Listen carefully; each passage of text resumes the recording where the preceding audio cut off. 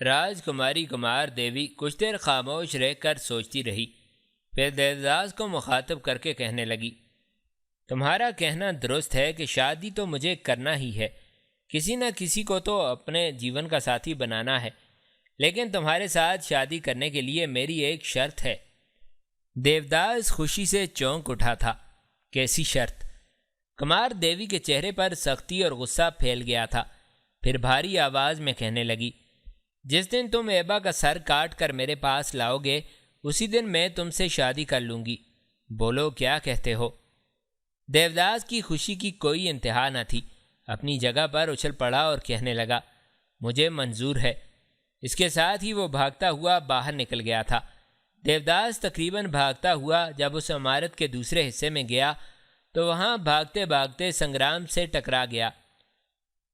اس پر سنگرام تعجب اور حیرت سے اس کی طرف دیکھتے ہوئے کہنے لگا، دیوداس میرے بھائی، کیا ہو گیا تمہیں؟ یوں بھاگتے ہوئے کیوں آ رہے ہو؟ جواب میں پھولی سانسوں کے ساتھ دیوداس نے راجکماری کمار دیوی کے ساتھ ہونے والی ساری گفتگو کی تفصیل کہہ دی تھی۔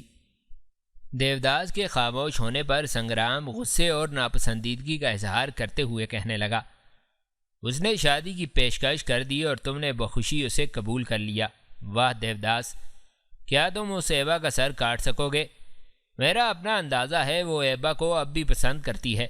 اس نے ایبا کا سر کاٹ کر لانے کی جو پیشکش کی ہے وہ اس بنا پر کی ہے کہ اگر تم ایبا سے ٹکراؤ گے تو ایبا کا سر کاٹنا تمہارے بس کا روگ نہیں ہے، لہٰذا ایبا تمہارا سر کاٹ دے گا، اس طرح راجکماری کی جان تم سے چھوٹ جائے گی۔ یہاں تک کہنے کے بعد سنگرام تھوڑی دیر کے لیے رکا، پھر اپنی بات کو آگے بڑھاتے ہوئے وہ دوبارہ اپنے ماموزاد دیوداس کو مخاطب کرتے ہوئے کہہ رہا تھا، دیوداس، حماقت کی باتوں پر اعتبار نہ کرو، یہ شرط لگا کر کمار دیوی تمہارا خاتمہ کرانا چاہتی ہے۔ ذرا ٹھنڈے دماغ سے سوچو، جس طرح تم نے ایبا سے متعلق مجھے تفصیل بتائی تھی اس کے مطابق وہ اپنے بچپن ہی میں لاجواب تیغزن اور بے مثال تیر انداز تھا۔ اب تو وہ جوان ہو کر آندھی اور طوفان کی شکل اختیار کر چکا ہوگا۔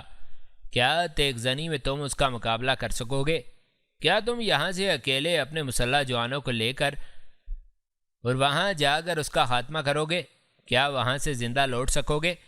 چلو اگر کسی اور کے سلسلے میں ایبا اگر یہاں آ جاتا ہے، جس طرح پہلے وہ شہاب الدین غوری کے لشکر میں رہ کر ترائن کی جنگ میں حصہ لے چکا ہوگا، اس طرح اگر وہ دوبارہ آتا ہے، یا تم مسلمانوں کے لشکر میں داخل ہو کر ایبا کا سر کاٹ کر راجکماری کمار دیوی کی یہ شرط پوری کر سکو گے؟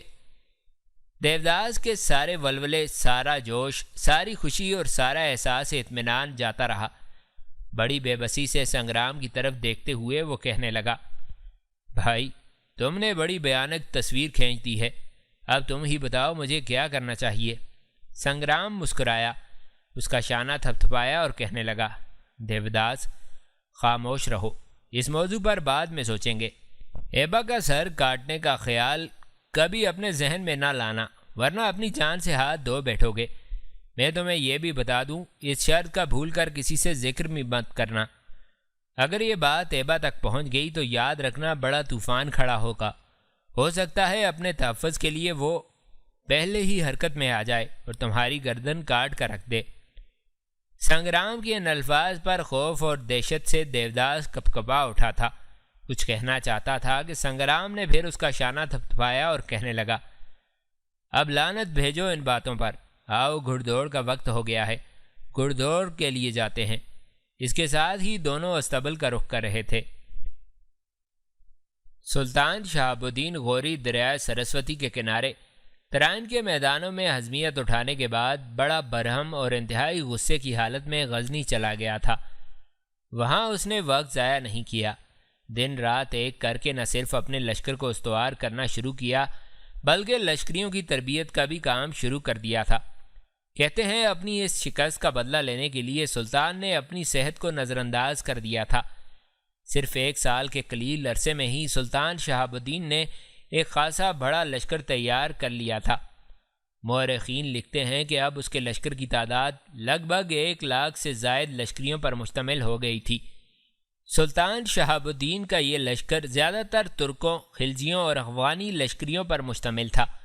اور اس لشکر کو لے کر وہ مشرق کی طرف روانہ ہوا تھا۔ تاہم اپنے کسی سالار، اپنے کسی مشیر اور اپنے کسی لشکری تک کو اس نے یہ نہیں بتایا کہ وہ 1,00,000 سے زائد لشکر کو لے کر کدھر کا رخ کرے گا، کس پر حملہ آور ہونے کی ابتدا کرے گا۔ مورخین یہ بھی لکھتے ہیں کہ اس بار سلطان شہاب الدین نے کسی سے مشورہ نہیں کیا کہ دشمن کے مقابلے میں اسے کیا طریقہ اختیار کرنا چاہیے۔ کہا جاتا ہے کہ جب سلطان شہاب الدین اپنے اس عظیم الشان لشکر کو لے کر پشاور کے قریب آ کر خیمہ زن ہوا تو اس کا ایک بوڑھا مشیر، جس کی سلطان کی نگاہوں میں بڑی قدر و منزلت تھی، وہ سلطان کی خدمت میں حاضر ہوا اور بڑی عاجزی اور انکساری میں سلطان کو مخاطب کر کے کہنے لگا: سلطان محترم، اب تک آپ کے کسی سالار اور ساتھی کو یہ علم نہیں ہو سکا کہ آپ کا اس لشکر کے ساتھ کس سمت کو ارادہ ہے اور کس دشمن پر آپ حملہ آور ہونے کے لیے اتنا عظیم شان لشکر لے کر نکلے ہیں۔ اپنے اس مشیر کے الفاظ پر سلطان شہاب الدین مسکرایا اور کہنے لگا: کیا تجھے معلوم نہیں کہ جس دن سے میں نے دریائے سرسوتی کے کنارے ترائن کے میدانوں میں حزمیت اٹھائی ہے، اس دن سے میں نے اپنی بیوی کا منہ نہیں دیکھا، نہ ہی لباس تبدیل کیا ہے۔ یہ سارا سال میں نے انتہائی رنج و غم میں بسر کیا ہے۔ یہاں تک کہنے کے بعد سلطان شہاب الدین رکا، پھر اپنے جذبات کا اظہار کرتے ہوئے اس بوڑھے مشیر سے کہہ رہا تھا: تمہیں یہ بھی خبر ہوگی کہ جن خلجی اور غوری سالاروں اور امیروں نے مجھے تنہا میدان جنگ میں چھوڑ دیا تھا، میں نے اس دن سے ان کے ساتھ سلام و دعا تک روا نہیں رکھا۔ ان نمک حرام امیروں سے مجھے اب امید نہیں ہے، لیکن خداوند قدوس کے بھروسے پر میں اس لشکر کو لے کر ہندوستان پر حملہ آور ہوں گا اور ترائن کے میدان میں اپنی عظمیت اور شکست کے داغ دھو کر رہوں گا۔ سلطان شہاب الدین کے ان الفاظ کے جواب میں وہ بوڑھا مشیر مخاطب ہو کر کہنے لگا: سلطان محترم، میری خداوند سے دعا ہے کہ وہ آپ کو کامیاب اور کامران کرے، آپ کے دشمنوں کو آپ کے مقابلے میں ناکام و نامراد رکھے۔ مجھے امید ہے کہ ہمارے سارے سردار اور امیر اپنی پچھلی غفلت کی تلافی اس بار خوب کریں گے۔ مجھے یہ بھی امید ہے کہ لشکر کے سارے سالار و سردار ترائن کی پچھلی جنگ کے اپنے دامن سے بزدلی کے دھبے اپنے خون سے دھو کر ہمیشہ ہمیشہ کے لیے اپنا نیک نام دنیا میں چھوڑنے کا اہتمام کریں گے۔ یہاں تک کہنے کے بعد وہ بوڑھا مشیر رکا، پھر اپنے مطلب کی طرف آتے ہوئے کہنے لگا: سلطان محترم، آپ کے اس قدیم نمک خوار کی یہ بھی درخواست ہے کہ آپ اپنے سالاروں اور امیروں کا قصور معاف کر دیں اور انہیں ملاقات کا شرف بخشیں۔ آپ کا یہ سلوک آپ کے سالاروں اور رؤساء کو خود بخود راست پر لے آئے گا۔ وہ اپنے دل و جان سے اس امر کی کوشش کریں گے کہ گزشتہ بدنامی کو نیک نامی سے بدل کر اپنے آقا کا حق ادا کریں۔ مورخین لکھتے ہیں کہ شہاب الدین غوری کو اپنے اس بوڑھے مشیر کی یہ بات اچھی لگی اور اس نے اسی وقت پشاور کے نواح میں دربار عام منعقد کیا اور اپنے سالاروں اور امیروں کو، جنہیں وہ ترائن کی پہلی جنگ میں شکست کا ذمہ دار قرار دے رہا تھا، انہیں ایک طرح سے معاف کیا۔ گراں قیمت خلعتیں اور مرصع خنجر انہیں عطا کیے، ان کی گزشتہ غفلت کو معاف کر کے آئندہ احتیاط سے کام لینے کی تلقین بھی کی۔ اس کے بعد سلطان شہاب الدین نے اپنے لشکر کے ساتھ پشاور سے کوچ کیا اور منزل پر منزل مارتا ہوا سلطان شہاب الدین اپنے لشکر کے ساتھ آگے بڑھتا رہا، یہاں تک کہ وہ ملتان پہنچا۔ ملتان پہنچ کر سلطان شہاب الدین نے اپنے ان سالاروں اور امیروں کے مرتبوں میں اضافہ کیا جنہوں نے اس کی غیر موجودگی میں خیرخواہی اور نمک حلالی کا دامن نہ چھوڑا تھا اور جنگ میں ان کی کارکردگی پسندیدہ رہی تھی۔ ملتان میں ان کے ساتھ چند دن قیام کرنے کے بعد سلطان شہاب الدین نے وہاں سے پھر کوچ کیا۔ اب اس کا رخ لاہور شہر کی طرف تھا۔ لاہور پہنچ کر سلطان شہاب الدین نے اپنے لشکر کے ساتھ شہر کے نواح میں پڑاؤ کیا۔ دوسری طرف ہندوستان کے سارے راجہ سلطان شہاب الدین کے اپنے لشکر کے ساتھ اس طرح نقل و حرکت کرنے پر بھی گہری نگاہ رکھے ہوئے تھے۔ لاہور میں پڑاؤ کے بعد سلطان شہاب الدین غوری نے اپنے ایک اور امیر جس کا نام رکن الدین تھا سفیر بنا کر اجمیر کے راجہ پرتھوی راج کی طرف روانہ کیا۔ رکن الدین حمزہ کی یہ صفت تھی کہ وہ مقامی زبانوں میں روانی سے بات کرنے کے علاوہ مقامی تہذیب اور ہندوؤں اور آرائیوں کے طور طریقوں سے بھی خوب واقفیت رکھتا تھا۔ رکن الدین حمزہ کو جب اجمیر کے راجہ پرتھوی راج کے سامنے پیش کیا گیا، رکن الدین نے اسے سلطان شہاب الدین غوری کے حکم کے مطابق اسلام قبول کرنے کی ترغیب دی۔ دوسری صورت اس کے سامنے یہ پیش کی کہ اطاعت قبول کرنے کے بعد اسے سلطان شہاب الدین غوری کو جزیہ اور خراج دینا ہوگا۔ رکن الدین حمزہ نے اجمیر کے راجہ پرتھوی راج کے سامنے جب یہ مطالبات رکھے تو پرتھوی راج کا رنگ غصے اور غضبناکی میں تپے ہوئے لوہے کی طرح سرخ ہو گیا تھا۔ پرتھوی راج نے انتہائی غضب آلود آواز میں رکن الدین کو مخاطب کرتے ہوئے کہا، کیا بکواس کرتے ہو؟ اگر تم سفیر نہ ہوتے تو میں تمہاری گردن اڑا دینے کا حکم دیتا۔ تم ہمیں ہمارا دھرم چھوڑنے کے لیے کہتے ہو؟ ایک ایسا شخص جو ان سرزمینوں میں درانداز اور گھسپیٹیا ہے، وہ ہمیں اطاعت قبول کرنے اور اپنا فرمانبردار بن کر رہنے کی پیشکش کر رہا ہے، حالانکہ ہم اس قابل ہیں کہ اسے اپنا فرمانبردار، اپنا متی بنا کر رکھیں۔ پرتھوی راج جب خاموش ہوا تب رکن الدین حمزہ بھی کسی قدر سخت لہجے میں اسے مخاطب کر کے کہنے لگا، راجہ، تم ہمیں اور ہمارے سلطان کو درانداز اور گھسپیٹیے کہہ کر اپنی توہین کر رہے ہو۔ اس طرح تم ہمیں الزام نہیں دے رہے، اپنے آپ اپنی قوم کو الزام دے رہے ہو۔ ان الفاظ کے جواب میں پرتھوی راج نے کھا جانے والے انداز میں رکن الدین حمزہ کی طرف دیکھا اور کہنے لگا، کھل کر کہو کیا کہنا چاہتے ہو؟ ہم تمہیں اور تمہارے سلطان کو پھر درانداز اور گھسپیٹیا کہتے ہیں، ایسا کہنے سے ہم پر کیا فرق پڑتا ہے؟ رکن الدین حمزہ نے بھی جرأت مندی اور دلیری کا مظاہرہ کرتے ہوئے کہا، راجہ، تمہارے ان دو الفاظ سے ہماری ذات پر نہیں، تمہاری اور تمہاری پوری قوم پر بھی حرف گیری آتی ہے، اس لیے کہ ان سرزمینوں میں اگر ہم درانداز اور گھسپیٹیے ہیں تو تم ان پوری سرزمینوں میں اپنی قوم کے ساتھ درانداز اور گھسپیٹیے ہو۔ راجہ، میں تم سے کہوں کہ اب یہ الفاظ استعمال نہ کرنا، اس لیے کہ ایسے الفاظ استعمال کر کے تم اپنی اور قوم کی توہین کر رہے ہو۔ اجمیر کا راجہ پرتھوی راج پھر آگ بگولا سا ہو کر بولا، ہم یہاں کیسے درانداز اور گھسپیٹیے ہیں؟ یہ وطن، یہ سرزمین، ہم یہاں کے مالک ہیں۔ رکن الدین کے چہرے پر ہلکی سی مسکراہٹ نمودار ہوئی۔ بڑے غور سے پرتھوی راج کی طرف دیکھتے ہوئے وہ دوبارہ کہنے لگا، راجہ، کیا تم اس بات کو تسلیم کرتے ہو کہ تم اور تمہاری یہ قوم آریہ ہے؟ پرتھوی راج کی چھاتی تن گئی، پہلے جیسے لہجے میں کہنے لگا، بے شک ہم آریہ ہیں اور ہمیں اپنے آریہ ہونے پر فخر ہے، اور یہ زمین آریہ ورت ہے اور ہم اس کے مالک ہیں۔ رکن الدین کے چہرے پر معنی خیز مسکراہٹ نمودار ہوئی۔ پھر تھوڑی دیر پرتھوی راج کی طرف دیکھتے ہوئے وہ دوبارہ کہنے لگا، راجہ، اس بات کو تم تسلیم کر چکے ہو کہ تم آریہ ہو۔ اب جو کچھ میں کہنا چاہتا ہوں یا کہنے لگا ہوں، اسے ذرا غور، تحمل اور صبر سے سننا۔ میں تھوڑی سی تفصیل کہوں گا، اس کے بعد تم جو کچھ کہو گے وہ میں چپ چاپ کھڑا ہو کر سنوں گا۔ راجہ، اگر تم لوگ آریہ ہو تو پھر آریائی باشندے کچھ قبل مسیح بہتر چراگاہوں کی تلاش میں پامیر سے چل کر جنوب کی طرف گئے۔ وہاں وہ دو حصوں میں تقسیم ہوئے۔ ایک حصے نے بخارا اور سمرقند میں آباد ہونا پسند کیا، لیکن وہاں کے حالات سازگار معلوم نہ ہوئے تو ایران کی طرف بڑھے۔ ایران کی طرف بڑھنے والے انہی آریاؤں کا ایک گروہ ایران کے شمالی علاقے میدیا میں داخل ہوا، دوسرا گروہ مشرقی ایران کی طرف آیا، پھر جنوب کی طرف بڑھا اور جنوبی ایران کے علاقہ پارس میں آباد ہو گیا۔ اس طرح میدیا اور پارس کے قدیم باشندے ان نووارد آریاؤں کے ہاتھوں مارے گئے، اس لیے کہ ان نووارد آریاؤں نے ان پر حملہ آور ہو کر ان کا خاتمہ شروع کر دیا تھا، اور ایران کی قدیم سرزمین کے باشندے جو ان سے بچ رہے تھے پہاڑوں میں کہیں ادھر ادھر منتشر ہو گئے۔ بعض ایسے بھی تھے جنہوں نے حملہ آوروں کی غلامی قبول کر لی۔ آریہ قبائل شروع میں ریوڑ چراتے تھے، رفتہ رفتہ کھیتی باڑی بھی کرنے لگے، لیکن انہیں یہاں چین نصیب نہ ہوا۔ ان کے پڑوس میں آشوری آباد تھے، اور ایک قدیم شاہراہ میسوپوٹیمیا سے نکل کر زاگروس کے کوہستانی سلسلے سے ہوتی ہوئی میدیا تک چلی گئی تھی۔ اسی راستے سے آریہ آئے دن آشوریوں پر حملہ آور ہوتے رہتے تھے۔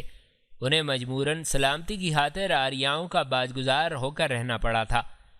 راجہ، آریاؤں کے دوسرے گروہ نے ہندوستان کی سرزمین کا رخ کیا۔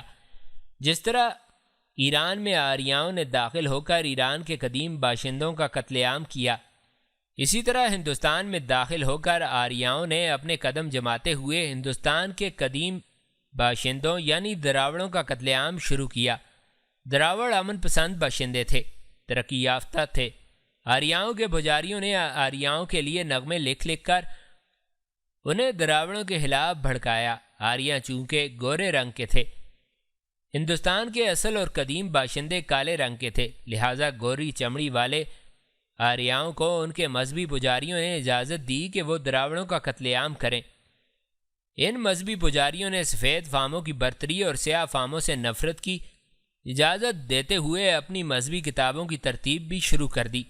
راجا، ذرا اپنی مذہبی کتابیں کھول کر دیکھو۔ جہاں تک میں ان سے متعلق جانتا ہوں، یہ سیاہ رنگ والے افراد کی اپنی غلامی کی دستاویز ہیں جنہیں زمانہ بھی نہ مٹا سکا، اور گزشتہ کئی ہزار سال سے تمہارے براہمن انہی ویدوں کو کامیاب حربے کے طور پر دوسری قوموں کے خلاف استعمال کر رہے ہیں۔ راجا، جب اس ملک میں آئے اور گاؤں کے گاؤں اور شہر کے شہر فتح کیے تو تمہارے براہمنوں نے وید منتر پڑھ کر ان کی تائید کر دی کہ بھگوان کی مرضی ہے کہ مفتوح قومیں فاتحین کی غلامی کر لیں اور کبھی سرتابی نہ کریں، ورنہ بھگوان ان کو تباہ و برباد کر دیں گے۔ راجا، جو کچھ میں نے کہا ہے وہ تمہاری سمجھ میں آ گیا ہوگا۔ ہندوستان کے اصل باشندے اور مالک اور وارث دراوڑ تھے، جن میں اکثر کو تم نے موت کے گھاٹ اتار دیا، باقی کو جنوب کی طرف دھکیل دیا۔ حالانکہ تم آریاؤں کا اس سرزمین سے کوئی تعلق نہیں تھا، تم پامیر کے رہنے والے تھے۔ اگر تم پامیر سے نکل کر ہندوستان میں آن گھسے ہو تو کیا تم درانداز اور گھسپیٹیے نہیں ہو؟ رکن الدین حمزہ جب خاموش ہوا تب بڑے غور اور کسی قدر ناپسندیدگی کا اظہار کرتے ہوئے راجہ پرتھوی راج اس کی طرف دیکھتے ہوئے کہنے لگا، مسلمانوں کے قاصد، تو ہمارے دھرم کی بات نہ کر، اس لیے کہ یہ ہمارا اپنا دھرم ہے، اس میں ہم تبدیلی کریں یا اضافہ کریں یہ ہمارا ذاتی معاملہ ہے۔ رہی بات دراوڑوں کی، تم کہتے ہو کہ وہ ان سرزمینوں کے مالک تھے، ہم نے ان کی ملکیت اور ان کی وراثت سے انہیں محروم کیا۔ تم جھوٹ کہتے ہو، اس لیے کہ دراوڑ نہ ان سرزمینوں کے مالک تھے نہ وارث۔ تم نے اگر اپنی زندگی میں کسی دراوڑ کو دیکھا ہو تو اندازہ لگاؤ گے کہ ان کے خد و خال، ان کی سیاہ رنگت، اڑے چہرے، مضبوط جسم اس بات کی شہادت دیتے ہیں کہ وہ یہاں کے رہنے والے نہیں تھے، وہ افریقہ کے رہنے والے تھے اور وہاں سے نکل کر یہاں ان سرزمینوں میں آ کر آباد ہو گئے۔ ہم نے اگر پامیر سے اٹھ کر ادھر کا رخ کیا تو انہیں جنوب کی طرف دھکیل دیا اور خود ان کی شمالی سرزمینوں پر قابض ہو گئے، تو ہم نے کون سا جرم اور پاپ کیا ہے؟ پرتھوی راج جب خاموش ہوا تب مسکراتے ہوئے رکن الدین حمزہ کہنے لگا، راجا، تو نے بھی خوب بات کی۔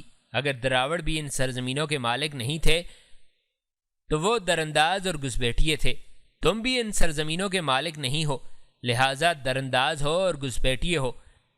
لہٰذا تمہارے بعد اگر کوئی ان سرزمینوں میں درانداز کی حیثیت سے داخل ہوگا تو تمہیں کیا حق بنتا ہے کہ اسے روکو؟ اس لیے کہ جس جرم سے تم اسے روکنا چاہو گے وہ جرم تم پہلے خود کر چکے ہو۔ رکن الدین کے خاموش ہونے پر پرتھوی راج کچھ دیر خاموش رہ کر سوچتا رہا، پھر کہنے لگا، میرے مخبروں نے اطلاع کر دی ہے کہ تمہارا سلطان شہاب الدین غوری اپنے لشکر کے ساتھ لاہور پہنچ چکا ہے۔ اگر تم یہ سمجھتے ہو کہ جس طرح دراوڑ ان سرزمینوں پر آئے، جس طرح ہم ان سرزمینوں میں داخل ہوئے، اس طرح تم بھی یہاں وارد ہو کر یہاں کامیاب ہو جاؤ گے تو یہ تمہاری بھول ہے۔ ہم تم لوگوں کو مار مار کر یہاں سے ایسا بھگائیں گے کہ دوبارہ ان سرزمینوں کا رخ کرنے کی ہمت و جرت نہیں کرو گے۔ میری سمجھ میں یہ بات نہیں آ رہی کہ اس سے پہلے ترائن کے میدان میں ہم لوگ تمہیں بدترین شکست دے چکے ہیں، شکست اٹھا کر تم لوگ بھاگ بھی گئے، بلکہ تمہارا سلطان شہاب الدین غوری میرے بھائی گوبند رائے کی تلوار سے زخمی بھی ہوا اور اس کے بچنے کی کوئی امید بھی نہیں تھی۔ جب وہ ترائن کے میدانوں میں شکست اٹھا کر بھاگا تو ہم یہی خیال کرتے تھے کہ وہ غزنی پہنچتے پہنچتے راستے میں دم توڑ چکا ہوگا، لیکن اگر وہ زندہ بچ گیا ہے اور دوبارہ ترائن کے میدانوں کو آباد کرنا چاہتا ہے تو اس کے لیے ہم تیار ہیں۔ اس بار ہم اسے اور اس کے سارے لشکریوں کو واپس نہیں جانے دیں گے۔ ترائن کے میدان میں ہی سب کا قتل عام کریں گے، تاکہ پھر ان جیسی دراندازی کرنے کی کسی کو ہمت اور جرت اور جسارت نہ ہو۔ یہاں تک کہنے کے بعد اجمیر کا راجہ پرتھوی راج خاموش ہو گیا۔ اس کے بعد فیصلہ کن انداز میں رکن الدین حمزہ کو مخاطب کر کے کہنے لگا، اب اس موضوع پر مزید میں تم سے کوئی گفتگو نہیں کرنا چاہتا۔ واپس اپنے سلطان شہاب الدین غوری کے پاس جاؤ، جو اس وقت لاہور میں قیام کیے ہوئے ہے، اور میری طرف سے اسے پیغام دو کہ اس کی بہتری، اس کی بھلائی، اس کی عافیت اور خیریت اسی میں ہے کہ جن قدموں سے وہ لاہور تک پہنچا ہے وہ انہی قدموں پر واپس پلٹے، واپس اپنے شہر غزنی کی طرف چلا جائے۔ اگر وہ ایسا نہیں کرے گا تو پھر اسے اور اس کے لشکریوں میں سے کسی کو بھی زندہ سلامت واپس اپنے شہروں کی طرف جانا نصیب نہ ہوگا۔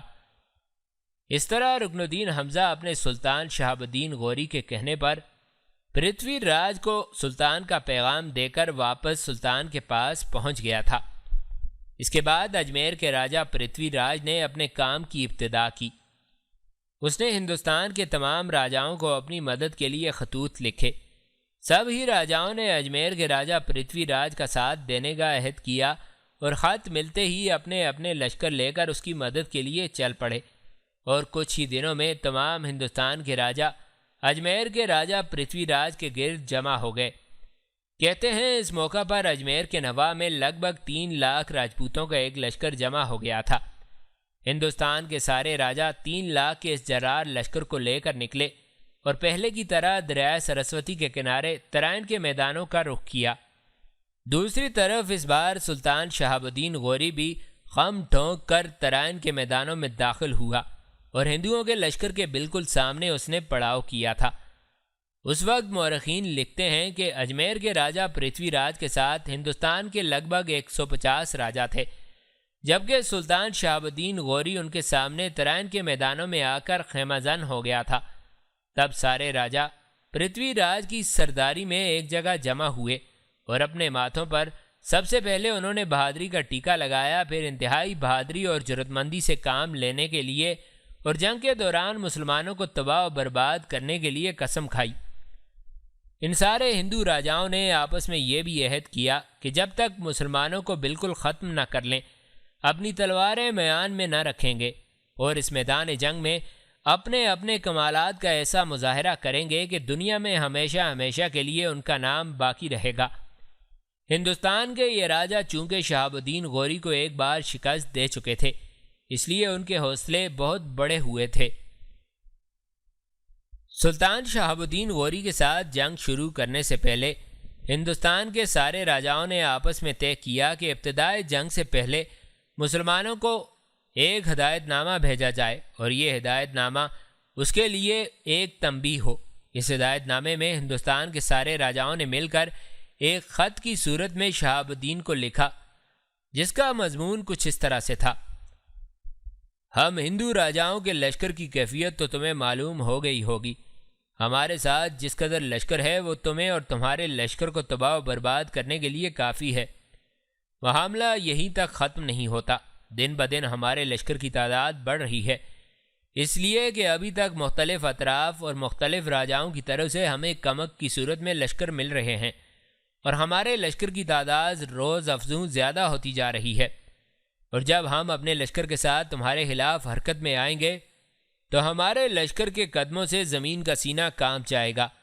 اگر تمہیں اپنی جان عزیز ہے تو اپنے لشکریوں کی غربت پر رحم کھاؤ۔